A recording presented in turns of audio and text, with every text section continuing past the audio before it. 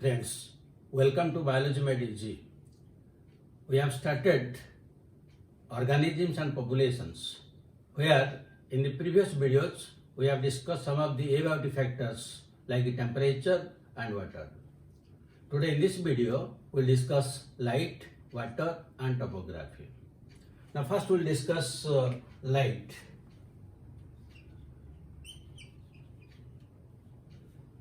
Light is very important for all green plants because the green plants are autotrophs, and for their photosynthesis they require sunlight, and because of the photosynthesis all the plants along with all the animals they get some amount of food material. So sun is the source of light and that is utilized by the green plants. But what about the shrubs and herbs? In tropical forest, the herbs and shrubs are below the trees because they are canopied by the tall plants, so they never get direct sunlight.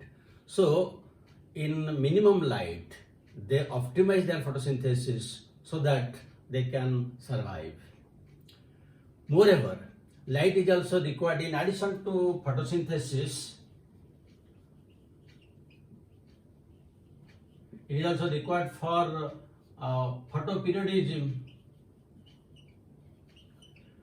Depending upon the duration of light, the plants may be short day plants or long day plants, and accordingly they will come to flowering. The short day plants will come flowering during winter and the long day plants will come to flowering during the summer season, depending upon the duration of light. Like plants, the animals also depend upon the light because the diurnal and seasonal variations in the light intensity have some clues in the foraging activity. In case of animals, foraging activity, then reproduction, migration. These are some of the activities that depends upon the diurnal and seasonal variations. So this also, the animals also, they depend on light. But side by side, temperature is also equally important, though we have discussed temperature earlier, but sun is the source of both light and temperature. If the light intensity increase, then the temperature will increase and vice versa. There are some plants which live in the deep sea. So which light can penetrate there so that they will carry out photosynthesis? So the answer is the red algae.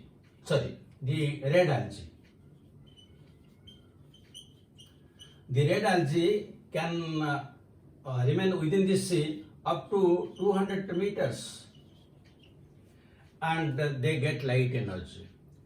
Now out of these 7 colors of light, which colors of light they can absorb? So the answer is blue-green light. Usually green light is not absorbed by the plants, they reflect it. But the red algae, it absorbs blue-green light because its wavelength is less so that it can penetrate deep into the sea. Now why this red algae have capacity to absorb this blue and green color? It is because it contains one pigment that is R-phycoerythrin. This is a pigment that is along with this pigment R-phycocyanin also there. But this pigment is important in case of red algae that absorbs the blue-green color of light. In addition to this red algae, if we go still deeper, below 500 meters within the sea, then there will be complete darkness. And in that darkness also there are some organisms which survive and they don't have the idea about the celestial presence of God. How then they carry out their the living or their livelihood? How they get their food materials? Again the answer is they are chemoautotrophs. They are chemoautotrophs. That means they get their energy by breaking down different types of inorganic materials and accordingly there may be nitrogen bacteria, iron bacteria, sulfur bacteria, depending upon which type of materials they break down. So they are usually chemoautotrophs. Now below all the 7 colors of light are not equally used, because blue and red colors are more used in photosynthesis, except the red algae where blue-green color is absorbed. But below this visible spectrum, there is also UV light. The UV light is not used, except some bacterial photosynthesis, UV light is not used. But suppose this is the spectrum of light. It ranges from 390 to 760 nm. Now below this you will get UV light. From 390 to 320 nm, this is UVA. 322 to 80 nm, this is UVB. And from 280 to 100 nm, this is UVC. Now out of these 3 UV radiations, this is not harmful, and it can penetrate only a single cell, that means skin or unicellular organisms. This is harmful, and this is almost lethal. That means there is every possibility that it will cause death of the organism, but it has no direct role in the photosynthesis of higher plants. Now besides this, the light also plays very important role in the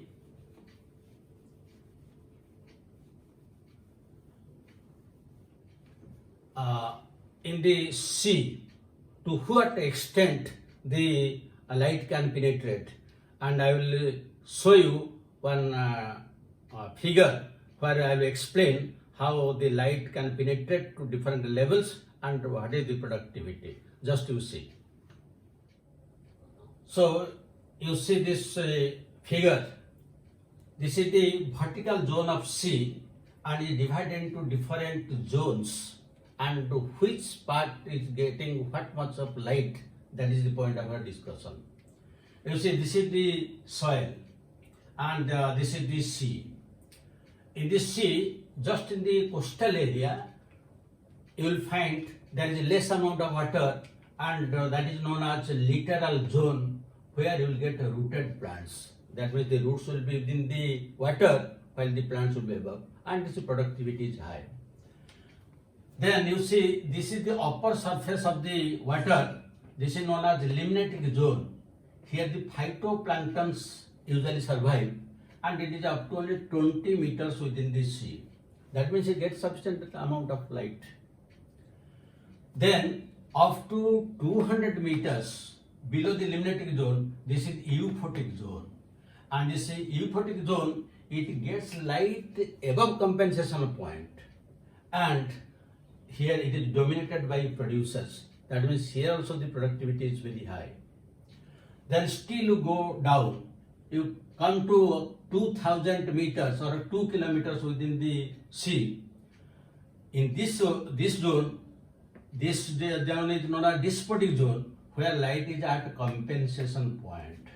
At compensation point means the rate of photosynthesis will be equal to rate of respiration. That means whatever will be produced, that will break down. That means the plants will just survive, but they will not grow. So in this region you will find less producers, but more consumers are there. Then still if you go downwards, then that is profundal zone. It is completely dark, and in this area there are no producers, because at this point compensation point is over. So below that compensation point, there will be no light, and there are no producers. Only consumers, decomposers, and scavengers are there. And if you come to the bottom is known as benthic zone. This is perpetual darkness. The organisms which live there, they never have any idea regarding the celestial presence of sun. And in this benthic zone, usually snails, slugs and some microbes. Snails, slugs and some microbes survive. You may think, is it required for us? Then my answer is yes. Because if we'll go through different questions in the previous years, such questions have been asked. So you should have some idea regarding this, then only you will proceed or you can fetch better marks in examinations. So this is about the light. Now let us discuss the next one, that is soil.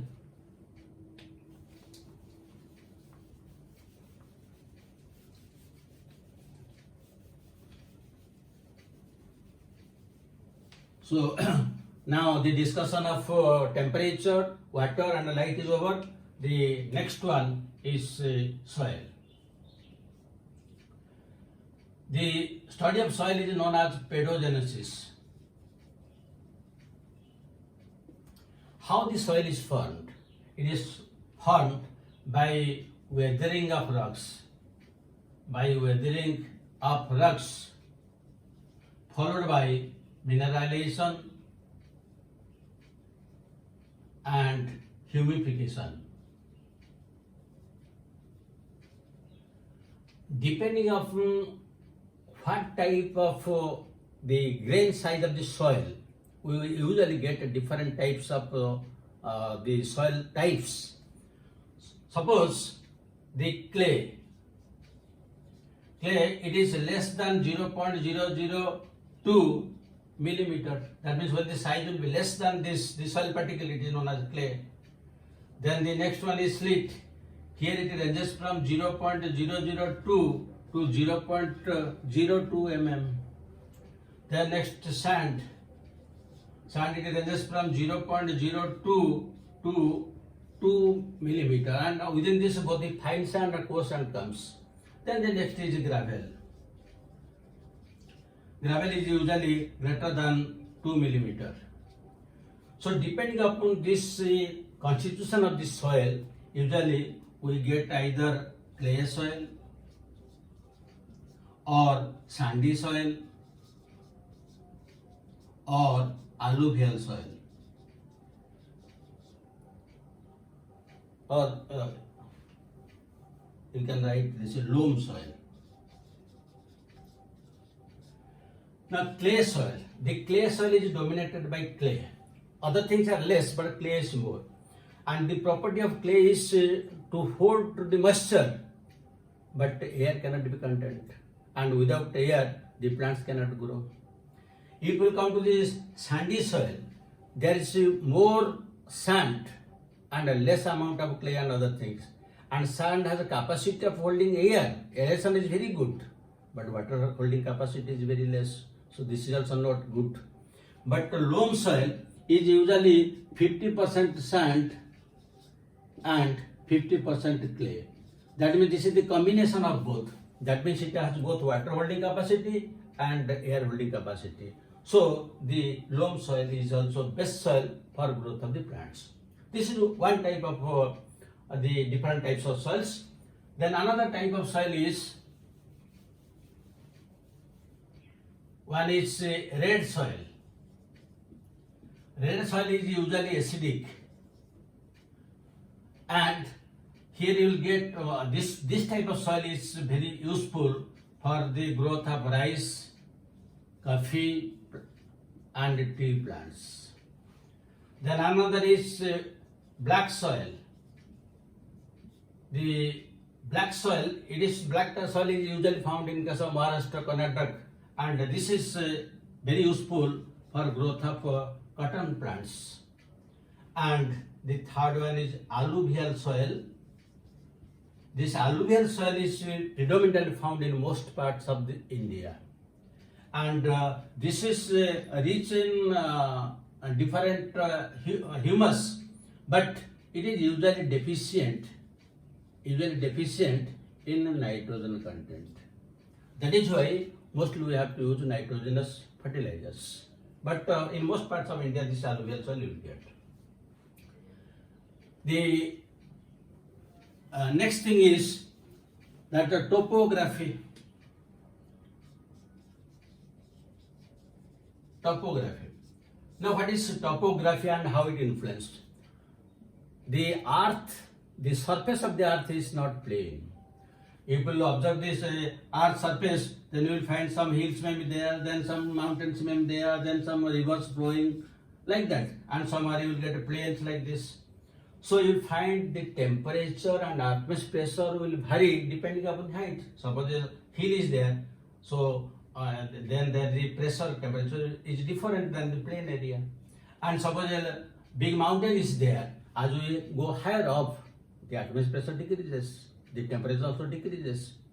So depending on, this is known as topography, and depending upon the whether it is hill or valley or plain, since the temperature, the pressure varies, so naturally the vegetation varies, and depending upon the vegetation, the animals also survive. So in this way, the topography also plays very important role. So these are the 5 factors that we have discussed. In the previous video, we have discussed temperature and water. Then today we have discussed light, soil, and topography. These are the different abiotic factors that influence the biomes of a particular place. Then the rest things we'll discuss in next video. But before that, let us discuss questions.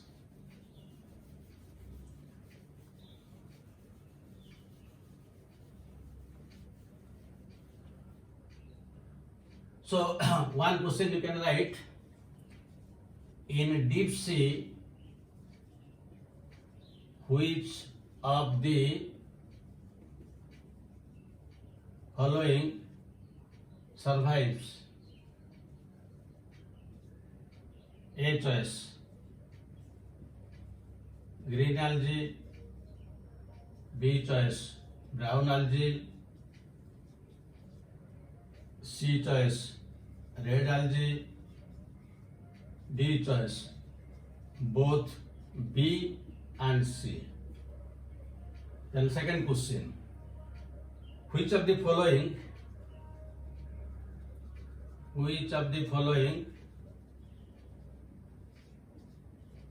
survives in benthic zone? Once this was asked in NEET. So A choice: producers. B choice: consumers. C choice: decomposers. And D choice: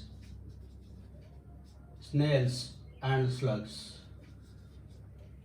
So after watching the video, you will be able to answer the questions. Thank you very much for watching it. Have a good day.